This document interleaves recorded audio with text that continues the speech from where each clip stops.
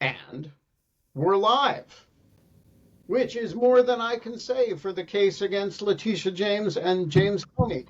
It is Tuesday, November 25th, the year of our Lord 2025. The cactus cannonade is lining up. It is 8:01 a.m. Holly is wearing the Miss Piggy glasses, and you know what kind of day that signifies. And folks, a good thing happened yesterday. The uh, a judge threw out the two of the malicious cases, one against Jim Comey, one against Letitia James, on one of the many, many, many possible grounds on which they could have been dismissed. I have some mixed feelings about resolving the cases on this basis, which seems to me to amount to letting the government off on a technicality. Um, but we can get to that. Let's just say for now, it's a good thing um, that these cases will not proceed to trial because forcing people to go to trial uh, on charges of which they are wholly innocent. And if you don't believe that, read the indictment of Letitia James and see if you can figure out what she is exactly accused of.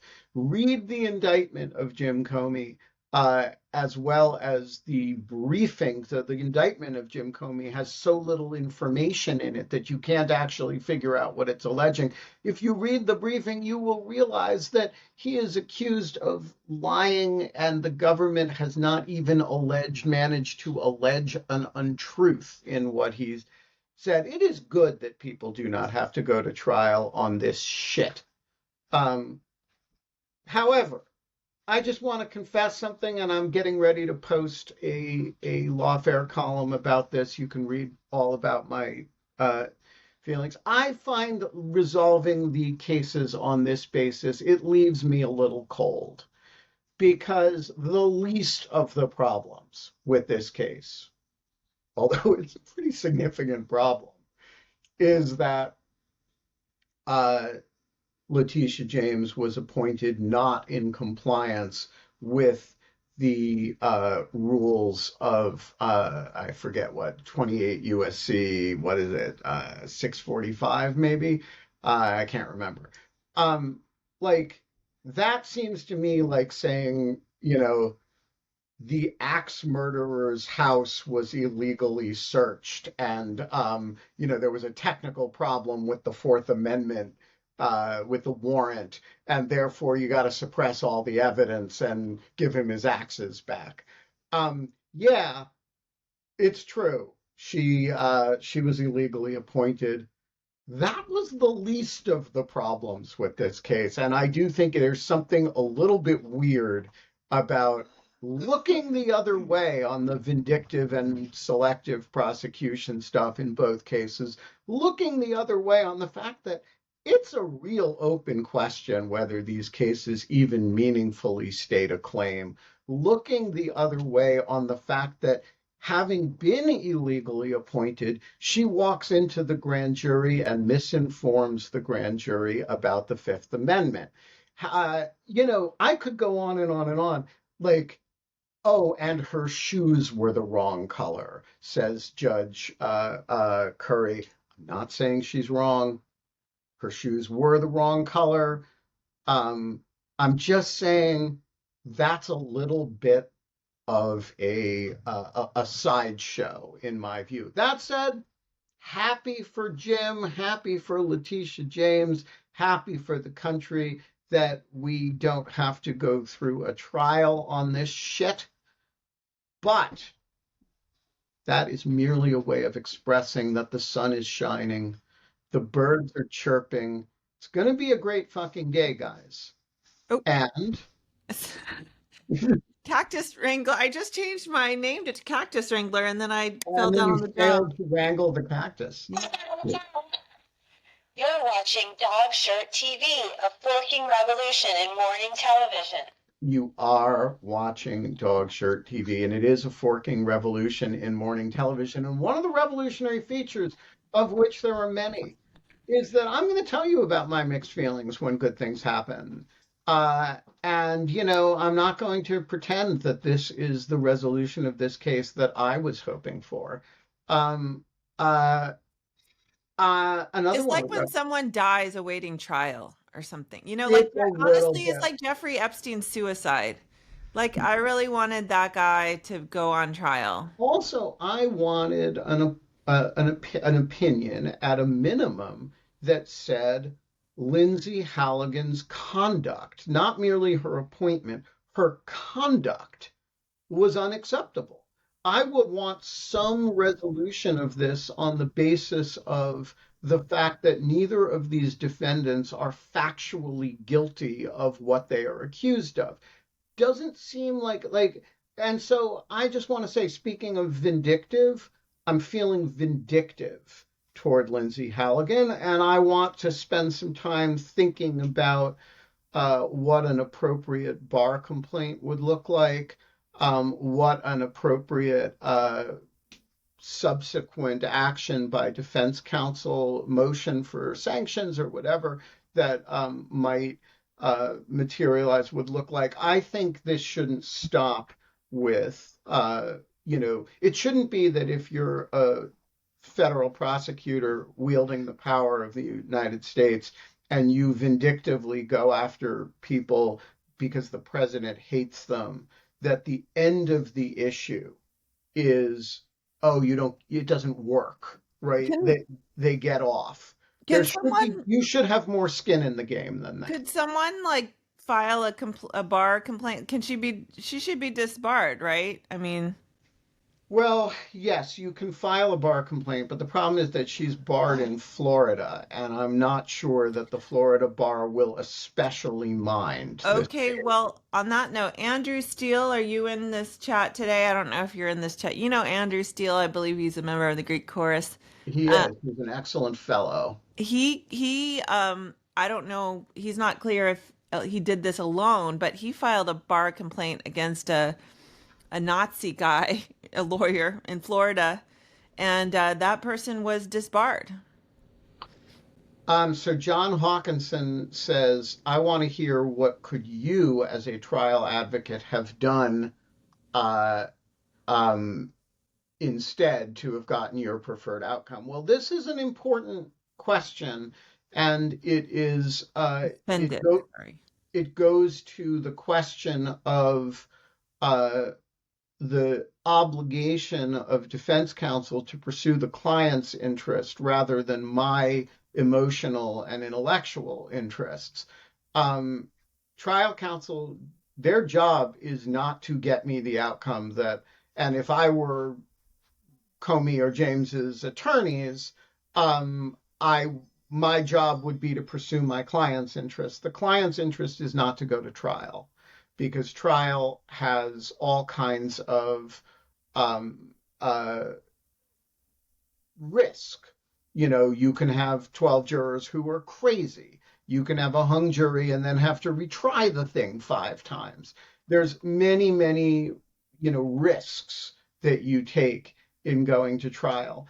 Um, and um, and so there is just no question that this serves the client's interest. And as a attorney, so I'm not criticizing the Fitzgerald team or the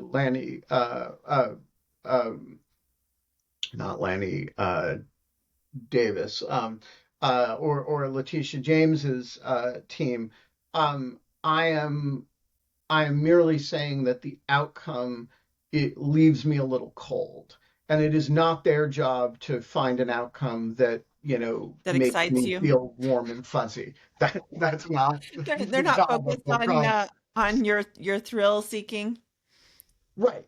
I think the um but I do think that we should all be thinking about the question of what does accountability for this look like, and what mechanisms may, and I don't know the answer to that. There may be civil suits that are potentially available. There may be bar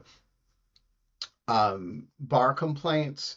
There may be motions for sanctions that are possible in front of Judge Nachmanoff or the judge whose name is escaping me right now in Norfolk, who has the James case.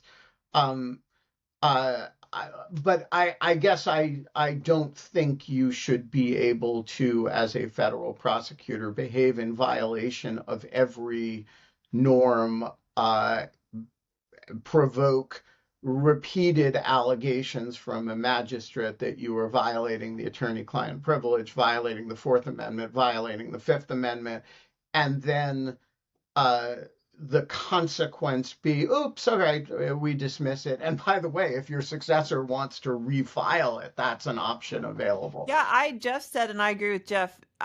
Trump's going to demand that they refile this. Like they're going to fund, he's going to want them to try to redo this. Okay, uh, just to finish John's question, whether the defense should have advocated for such a sequencing constraint. Number one, I don't think they could have in this context. And the reason is that the proceeding was bifurcated so that this one motion was in front of Judge Curry, because the entire Eastern District of Virginia is presumably recused from this particular issue. And so, yeah, you could, I'm not even sure whether it would be appropriate for Judge Nachmanoff and Judge Curry to coordinate on the release of the things. She did say she was going to release this opinion before Thanksgiving, which she did. So I suppose Judge Nachmanoff could have taken the view, I am going to race my opinions on the other motions. But he would have had, given that he only held his hearing last week, he would have had mere days to get it done. So I don't think there was a way to get a different level of, to sequence it in different order, at least not without kind of gaming things. I could be wrong about that, but my broader point is, look, this is the cleanest way to get rid of these cases, and it's convenient that it affects both of them. It is not especially fact dependent in fact, it's not fact dependent with respect to the president's bile directed at either of them. It's a pure question of law, and so there's a lot to be said for it. There just isn't a lot to be said for it as a kind of accounting for the prosecutorial behavior and the sort of magnitude of the misconduct that took place here. We are joined by the estimable Anastasiia Lapatina with a big smile on her face and an awesome brick wall in back of her. She looks very chic and cafe, Parisian cafe thing going on here. Oh yeah, there's even visible there in the background is the estimable Aiden Stretch, who may join, say hi in a moment or may not, depending. I may just leave out there hanging who the mysterious Aiden Stretch is, or we may find out. Nastya, we are just finishing up a single subject matter, and then we are going to talk Ukraine because Holly wants to talk Ukraine, but we got to finish up with Comey and James. So look, bottom line, it is good that this does not go to trial. It is good to resolve this stuff on the cleanest basis available, but it does leave an accountability problem. And I just want to put out there that that this leaves some unfinished business, and I think we do need to think about how and how what the end stage of that looks like. All of which is a 16-minute long-winded way of saying that we are not allowed to have fun anymore. But sometimes the good guys win one. And yesterday, the good guys win two. And wow, I am being judged in a somewhere between fail and cringe. Now, oh, I've made it to meh. I don't know. It's based purely on length. No, that's unfair because sometimes the short ones suck. They're just like I don't have anything to say. And anyway, guys, while this was happening domestically, um, all of a sudden, the United States sort of betrayed Ukraine, and then Marco Rubio pretended to some senators that he hadn't done it. He was merely fronting for the Russians. I'm not quite sure what the difference is. And now we are all confused about what the state of the U.S. position is. And Confused since like January. It's like change. It's like the tariffs. It's like, oh, there's tariff. Oh, we're Ukraine. No, we're Russia. We have tariffs. There's no tariffs. There's new tariffs. yeah, that's a good summary of the thing. So, Nastya, give us a summary as you understand it. What is the U.S. position on this 28-point document? Is that a U.S. document created by Stephen Witkoff? Does or it matter? Or is it just a Russian proposal that we're working with the Ukrainians to respond to? Or is there no difference because There's we no difference. are functionally the government of Russia at this point? Okay, I have a much more exciting story for you, or a dramatic story for you than this, but I'll answer your questions to the best of my understanding and from everything that I read on the subject. And there's contradicting reporting on the subject. I think it was basically a Russian document that Kirill Dmitriev, the Russian envoy, somehow sold to Witkoff. Witkoff, being the completely incompetent, statecraft kind of person that he He's is. the Lindsay Halligan of international diplomacy. Okay, okay. Being that, he just ran with it, and it became the American-Russian proposal. And I think that's what happened. But I think the top line of it all, I agree with Holly, that none of this actually matters. Because we're already, as of today, back to square one, where the Ukrainians went and negotiated that document into a different document. But that new negotiated document no longer satisfies the Russians because it's not a wish list that it once was, and they are already rejecting it. So it's the exact same dance that has happened God knows how many times before. It's the Alaska dance. It's all of this. It's all of it. Yeah, it's the same thing. Now, I actually just had a very dramatic encounter.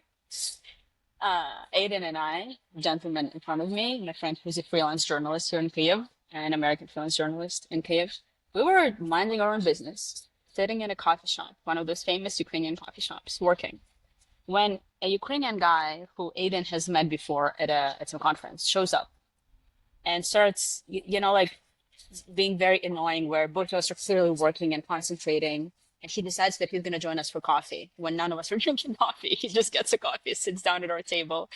We're clearly trying to make it clear that we do not want this, but he sits down anyway. And we start talking, and he's Ukrainian. And we start talking about Zelensky. And as some people in the audience who subscribe to my Substack know, I'm not the biggest fan of Zelensky. Let's put it that way. I don't think that's a controversial take. I think that's a normal take for a Ukrainian right now. But I actually found... Let's remember that he does have 60% approval ratings. At least he used to. Yes, at least he used to. We don't know what the latest rating post-energy scandal is. He still hasn't given me my medal. that, I yeah, that, mean, come on, like, guys. for that alone, he should be For that unelectable. alone, Yeah, come on. right? Anyway, so You this, award somebody a medal and then you never give it to him. It's like, you know, feel neglected, guys. so this guy starts going on a whole debate with Aiden about how Zelensky is like essentially the most evil thing that has ever happened to Ukraine.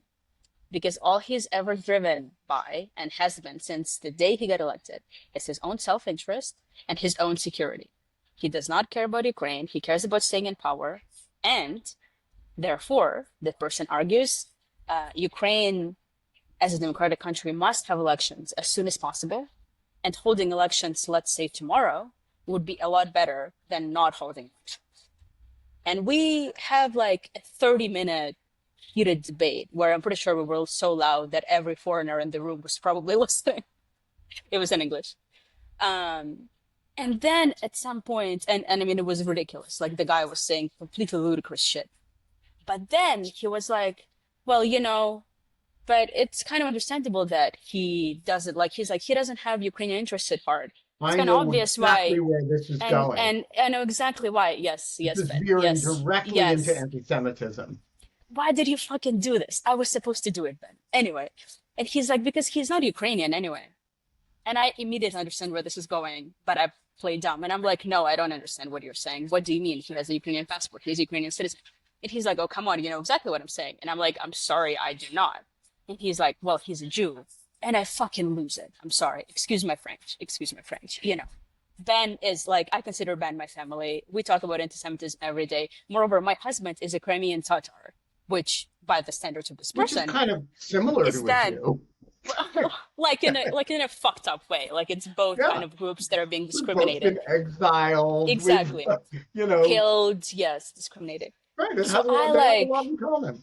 yeah, so I'm just like, I get aggressive. I'm like, I'm sorry, this is blatant. It's like, Ben, it's kind of funny because like we've been talking about anti-Semitism for several days now with Ben privately because I'd say that like I actually like didn't encounter a lot of it and nobody ever like in Ukraine and I'd never had like really Jewish friends who'd explain it to me. So I actually don't know, like I don't clock anti-Semitism very easily and I need Ben to explain it to me.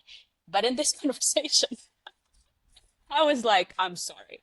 This is blatant anti-Semitism. I was like on my high moral horse, like screaming at him. I was like, so you think my husband is also not a Ukrainian citizen? It was a whole thing. And I'm so angry now and I'm just waiting for my lunch. For my So I coffee. take it he left. He did not stay at your table. Eventually, yes, but it was a long Eventually. conversation.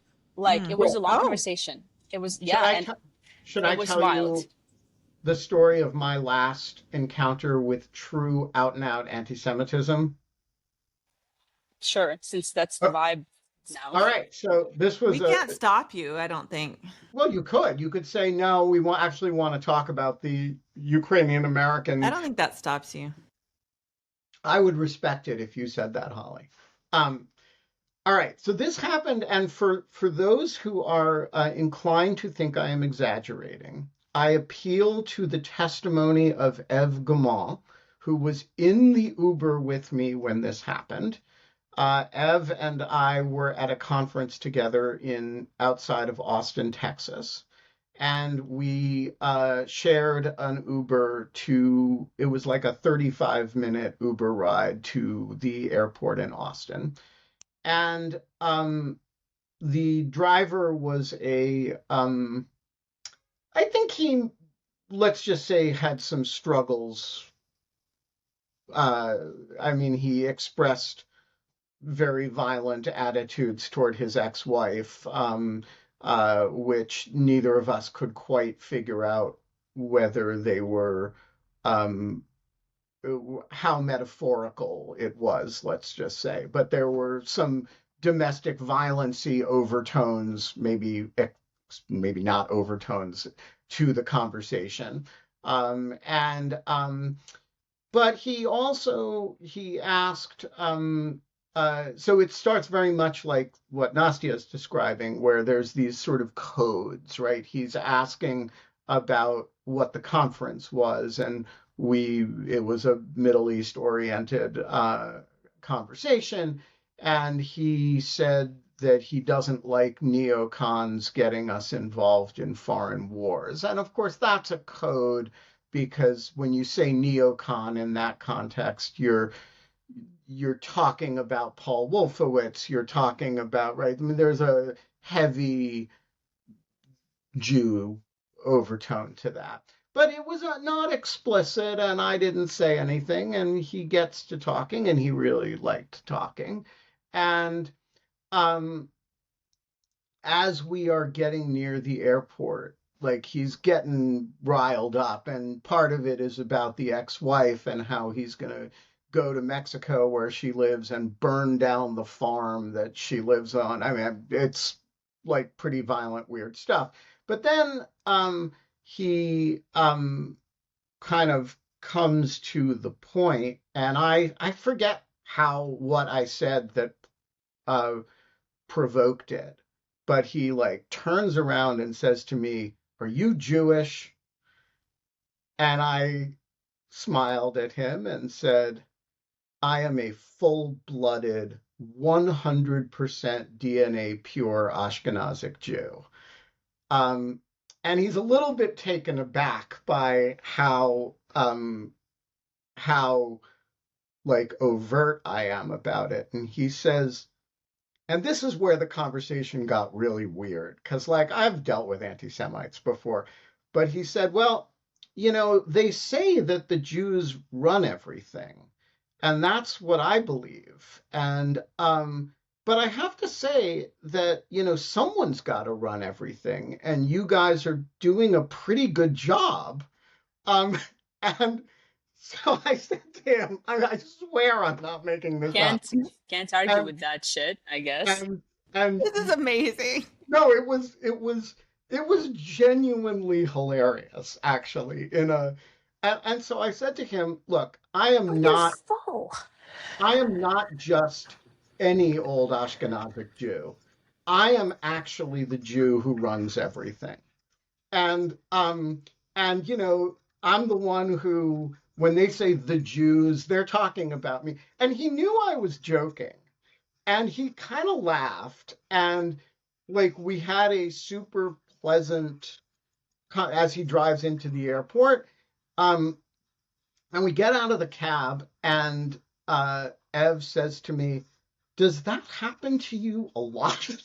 It was just like she has never seen that before. The real question is, did you tip him? Um, that's an interesting question, and I don't remember the answer to it. I did, I found myself not with like hostility toward the guy. I thought he was, you know, I'm much more worried about what he's going to do to his ex-wife He than doesn't sound like a stable person who should be driving people around. That's right. Look, this was not best practices. If you are an Uber driver out there, uh, probably don't talk about, well, definitely don't talk about your ex that way. Don't talk about, uh, uh, don't talk about or to Jews that way. That said, I'm a pretty secure person. It didn't rock my world. It kind of rocked Ev Gamon's world a little bit when she can talk about that. But Sweet summer child. yeah, well, she doesn't like, that's the thing. These things don't happen to you until they happen to you, right? Like That's how until I feel somebody right now. Like walks I've up and never witnessed anything like this until walks up this to you in random guy a sat at my cafe. table. Right. Until somebody walks up to you in a cafe and goes on a rant about the fact that the president of your country isn't actually a citizen of the country because he's a Jew, he's actually one of those what Stalin called rootless cosmopolitans. Um, you know, uh, you know, Yeah, yeah. It's uh, life changing. it is one of those weird things. Anyway, Ben, So I have a, it's not quite the same, but I was at a friend's house and my friend's parents, and this was in a Trumpy part of the country. And so I figured maybe my friend, but certainly her parents were probably MAGA. And this was during the first impeachment, during the whole whistleblower Ukraine. So anyway, her dad was going on about things, and I was like, I was like, I'm not gonna say anything. I'm not taking the bait. I'm not gonna turn. I don't want to argue with my friend's dad in her house. This is not something. But then he starts going off about the whistleblower and the deep state, and like all, and I just lost it because I the whistleblower was a CIA analyst on rotation, and like I didn't I he was friends of friend. Like, it's a small world. Like, I didn't know him personally at the time. But it is a small world, and I knew who he was, and I knew and more importantly, like, I he did exactly what we're taught to do, and it's like completely by the book. And that could have been me, is the kind of the bottom line. And so I went off. I was like, okay, that is my colleague, and this is not a deep state, and I like that. And I completely, he was like shocked. I have to say, I think I shut him down. So, I think it's really important to argue with people about the deep state. I I think when people are touching the tectonic plates of anti-Semitism and bigotry, I don't argue with people about that. I kind of mock them, like, yeah, I'm the Jew who runs everything. I'm the chief Jew, you know, but I'm not going to get into an argument with somebody about that. It is beneath my dignity to spend time or energy.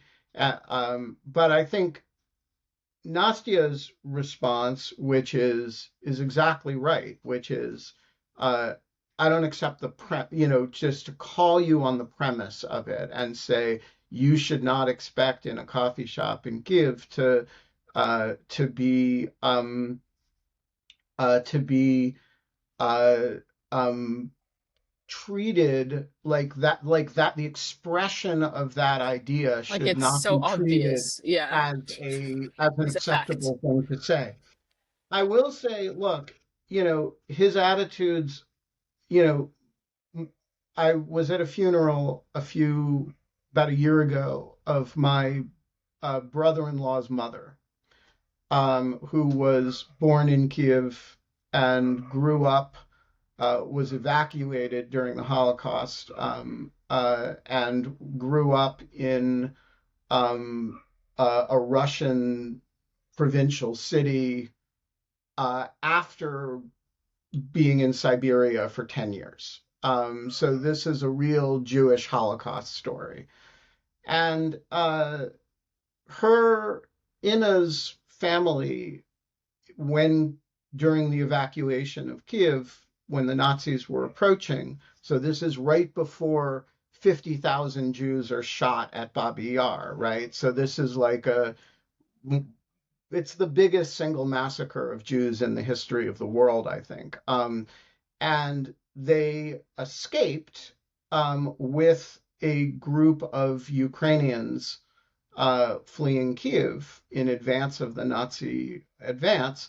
And they were thrown off the truck, or I guess it was a horse-drawn, when the people they were with realized they were Jews. And so, this guy's attitude that you cannot be a Ukrainian if you're Jew, this is not one that is not. I mean, what's fascinating is that enough people don't share it for Zelensky to be you know, a president who's mostly treated just as a normal Ukrainian politician and evaluated that way. But you don't have to dig real deep in, like, you talk to American Jews or Soviet immigrant Jews who are from that region, and they're this is not an attitude that was abnormal, including in ways that were expressed extremely violently, including very recently. Um, I mean, Ben, I told you before that, like, one of the reasons that I like didn't like wouldn't clock anti-Semitism, and like to this day it's like I have to like learn this history and learn it, is because I never like as a kid I never thought that like Jews were like a group that someone didn't respect or didn't like.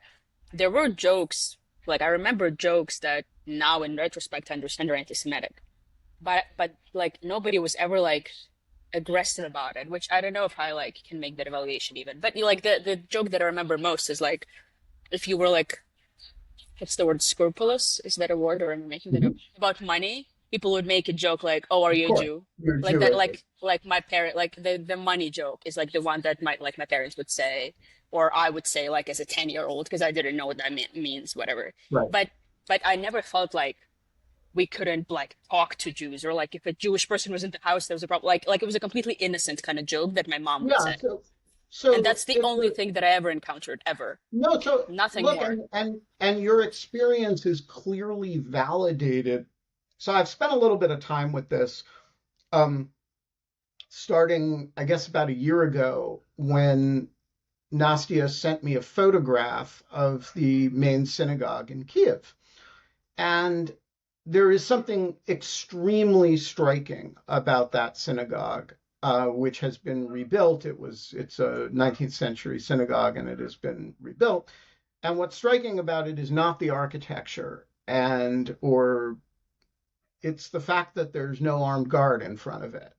And that is unthinkable in a Western European capital, a major synagogue that is not under 24-hour protection. Doesn't happen in Paris, doesn't happen in London, doesn't happen even when my kids were in school in Washington, there were guards at the school. And if you think about like, you know, high holidays services at major Washington synagogues are always protected, right? And so the fact that there was no guard station in front of this synagogue, so I started looking into it, like, and so I looked at the Anti-Defamation League's data. They do an incredible project, and every year a sort of international study of anti-Semitism, anti-Semitic attitudes in basically every country in the world. And if you look at their Ukraine report, their anti-Semitic attitudes in Ukraine are consistent with anti-Semitic attitudes in Russia, with other countries in the region, which, Poland, which is to say about 35% of Ukrainians will express some degree of anti-Semitic attitudes, a lot of it of the form that Nastia just referred to, just kind of mild sense of prejudice, right? If you look at the list of anti-Semitic, and this is, by the way, higher than, say, France, where it's more like 25%. So, you get a 10 point, and I'm making these numbers up from memory, so don't hold me to the details. But you'll see, like, Britain and France will be like, Western Europe will be about 10 points lower. The US is significantly lower. US and Canada are significantly lower than that, right? Australia. But then if you look at anti-Semitic incidents in Ukraine, it's essentially zero. And I had trouble, this was all in Russian, so I had to have a little bit of help looking at it, but the Jewish community of Ukraine, like every Jewish community, keeps track of anti-Semitic incidents, and there are none. And when you combine those three gestalt facts, which is this is a country capable of electing a Jewish president, in which large numbers of people or moderate numbers of people express some degree of anti-Semitic attitudes, and yet there are no anti-Semitic incidents or vanishingly few. That is a very weird combination. And I have never really known what to make of it. I'm kind of fascinated by it. And then if you combine it with the traditional Jewish, and sorry, Nastya, I'm going to say something, faintly offensive to Ukrainian nationalism here. If you talk to my grandparents' generation, and I get this a lot, not from my grandparents who are no longer alive, but my parents' generation, you tell them I do a lot of work with the Ukrainian community. You say that in Ashkenazic Jewish circles in the United States, and I had one very prominent person say about the ongoing Ukrainian genocide, it's awful, but it couldn't be happening to a nicer bunch of people. That was and where does this come from? It comes from the fact that the before there were Nazis, the Cossacks were the most terrifying thing in Jewish life, and except maybe the Spanish Inquisition, right? That Which is, just let me say, nobody teaches you that in Ukraine. Needless to yeah, say, kind look, of. it's Like, not I was really different surprised when you from. told me that recently. Yeah, I mean, Begin used to have an expression that the Nazis were the same as the Cossacks were the same as the Inquisition were the same as the Romans were the same as the Greeks were the same as Amalek, right? This is the Cossacks play a role in Jewish consciousness that is not, the fierce but warm, lovely hetman who's a figure of and so like the Jewish sense of the Ukrainian peasantry is one of terror. And that is slowly beginning to change now only because of because of contemporary events, and because actually one feature of the current Ukrainian nationalism is not anti-Semitism, your coffee compatriot notwithstanding, right? The fact that that was a surprising incident to you, if you told that to my grandfather, he would be like, isn't that what everybody in Kiev is Like, like, not right? at all. Like, And not at all. I think that's just a remarkable progress as a that's you know that's first of all a beautiful thing, and secondly a it should provoke a different set of interactions between Jews and Ukrainian nationalism. Movements mature, ideas mature, and so I'm not sorry you had that experience. I think it's kind of awesome, actually, and I uh, and I think the fascinating thing is that that experience can coexist with a city. It can take place in the same city as that the main synagogue does not have armed protection. That's in modern Jewish experience, that's a somewhat incongruous thing, that in a city with a Jewish president and a the largest Jewish community center in the world, by the way, that is the site of an annual pilgrimage through Kiev to Uman of That gets a lot of negative feedback, yeah, but not for as reasons you of know. anti-Semitism. And by the way, it's no more negative And I toward think it's kind of justified. yeah. Do you want to explain what Well, so happens?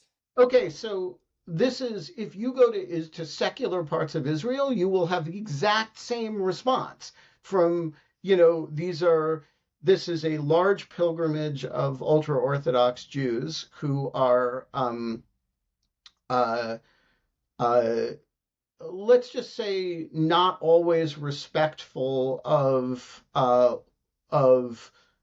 things that aren't from their own world, and that includes um, uh, a certain brusqueness about manners and politeness, a certain propensity to uh, not necessarily worry about things like garbage.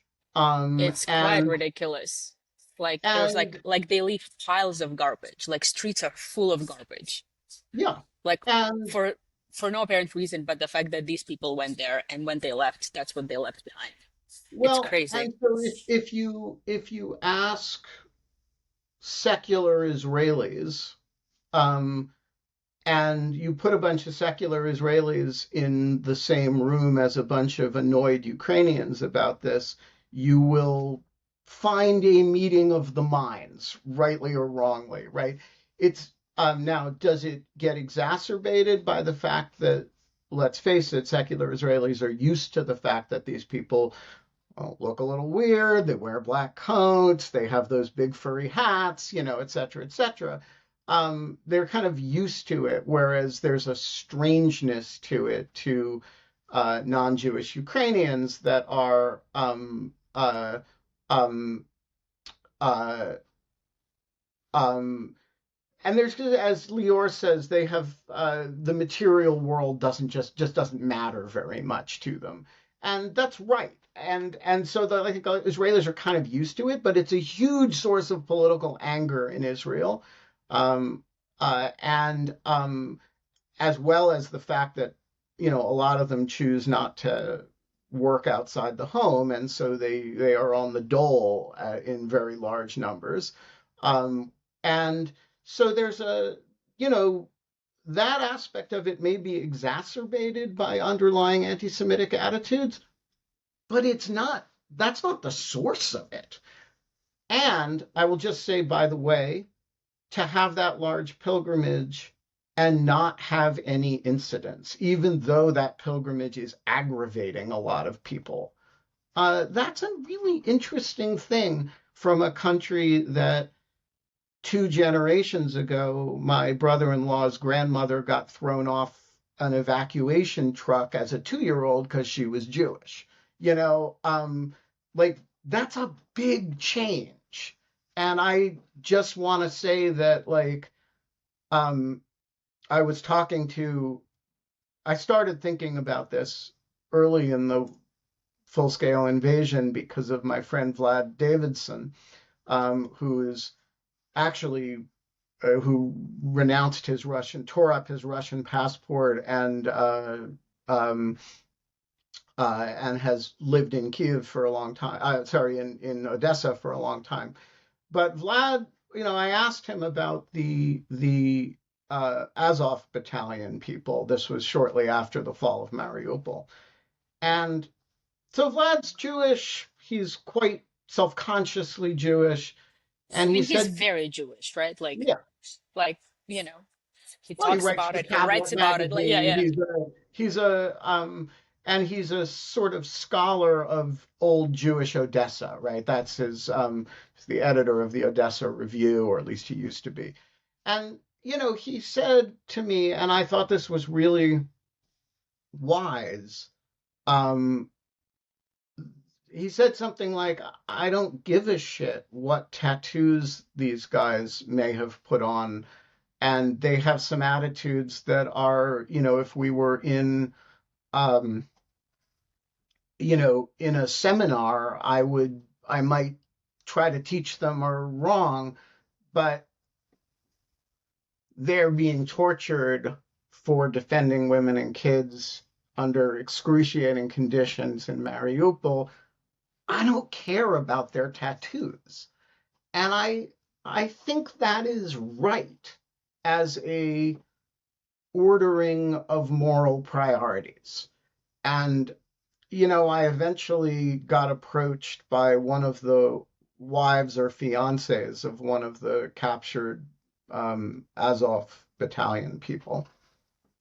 And I tried to help her make some contacts in Washington, and you know, I didn't ask about what tattoos he might have, because I don't care.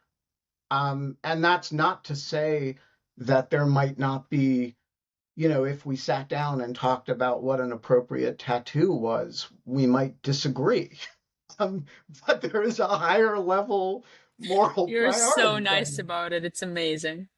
Um, I don't know. I just think you have to make that um like moral choices. Morality is all about the ordering of priorities, and like the fact that somebody will walk into um uh, a cafe in Kiev and go on an anti-Semitic rant about the president, is that a problem? Yes. Am I going to defend it? No. Am I going to say but it is a very normal problem. And in the history of anti-Semitism, it is uh, it is so much the color of the wallpaper that I don't fret over much about that. Here's what I do fret about.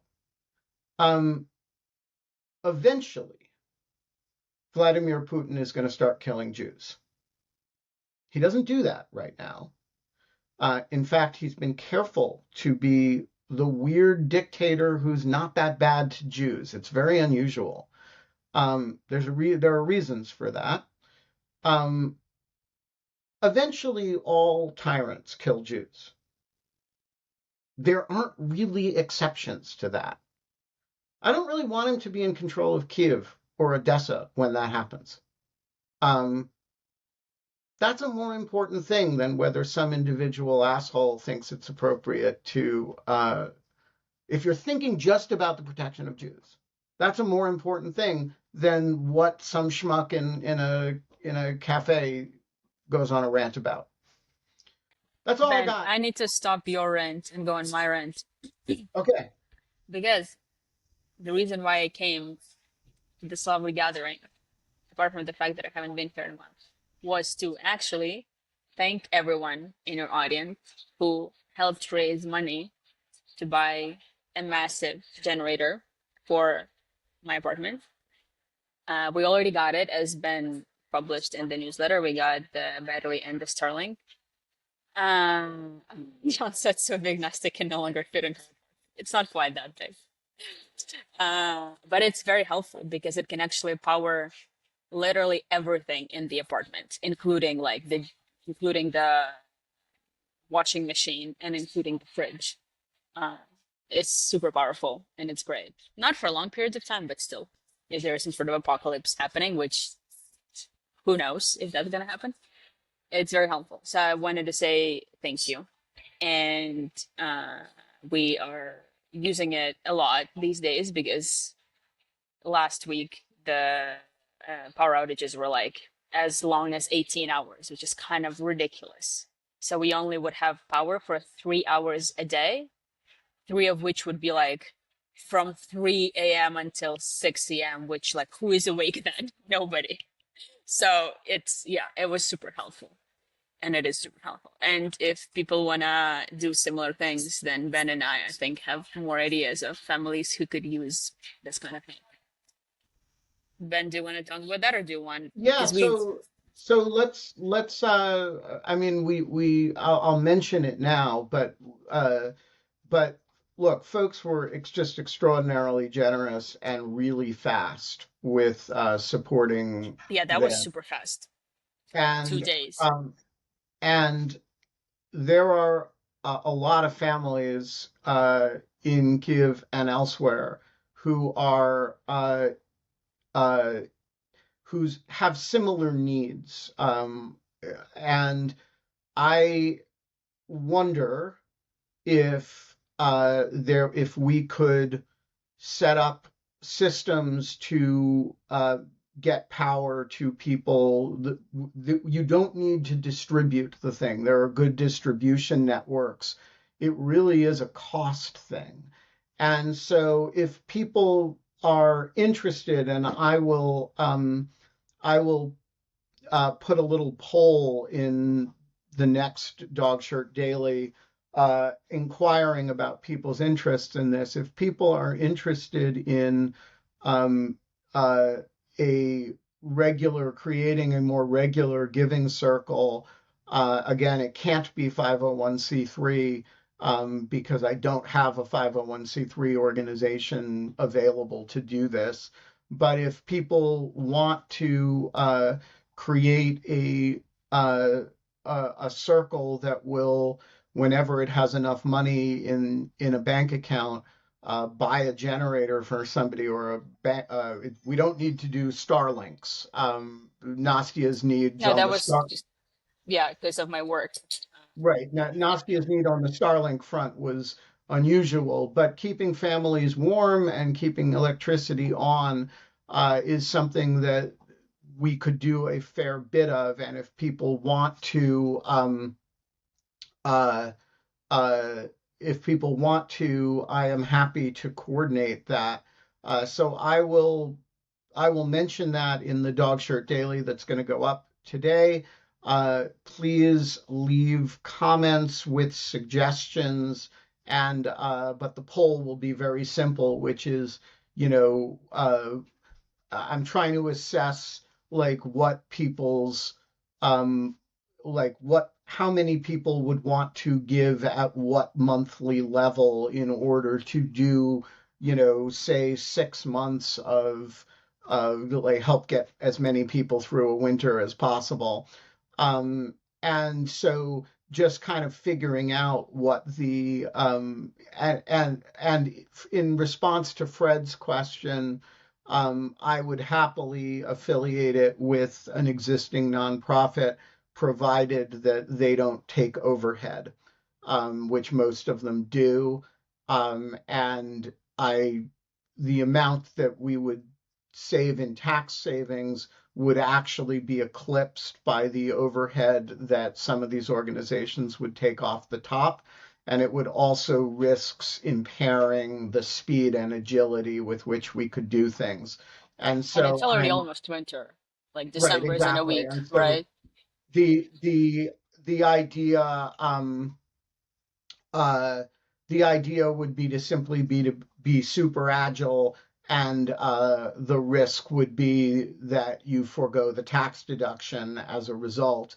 The other risk being, for those of you who think of it as a risk, is that you have to trust me because you're essentially sending me money and I'm spending it on things. And, I would obviously try to do that in a way that I could document that I wasn't just pocketing your money, but Yeah, we but can provide all the receipts or whatever. yeah, it's Like, just it assuming that I'll requires be the Kyiv coordinator for the situation and I'll go it procure the things and it yeah. requires trust though, and I'm just being candid that it requires trust. Anyway, I will post a thing about it, and I'm very moved by how many of you stepped up and at what level for Nastia and Eric and Ava. And and if people want to be involved in a larger project of a similar nature, um, uh, uh, I am very game for that. Um, Lior asks, how would you decide who gets the products? And the answer is, we don't know. Nastia would obviously be the as the point person in Ukraine would we'd try to figure out a way to do it on the basis of most need and urgency. Uh, Um, I mean, Christina just said women and children. Like, I like why I even approached Ben about doing this again a while ago, like a week ago, was that I have a friend who is a mom and she has a kid and she just very recently got divorced. So she lives alone with the kid on the left bank of Kiev where their power outages are a lot worse. And the kid is homeschooled on top of that. So they're like at home doing things all day and there is no power for most of the day. So like she came up to my mind that I was like, okay, like this is a great like family that we should help if we can. And so I imagine from their own, I think it will just be someone in our immediate circle who we know, who we trust, who we understand has a need, or like Ben Marichka's family, right? You said, yeah, I mean, look, I think there's no end of need, and there is a risk when you do something like this of it becomes a mechanism to help friends, because nobody else knows you're doing it. but we would try to be a little broader than that. But anyway, look, we're totally open to suggestions and not trying to pressure anybody to get involved in this. But we thought, given how enthusiastic people were about this, there may be something at least mildly scalable in it. Folks, we're going to leave it there. I will have this posted later today, and we will and look forward to discussing it with you further. You are all great Americans, great Ukrainians, great Israelis, great Australians. I see an Australian, or I did. And we're going to be back tomorrow.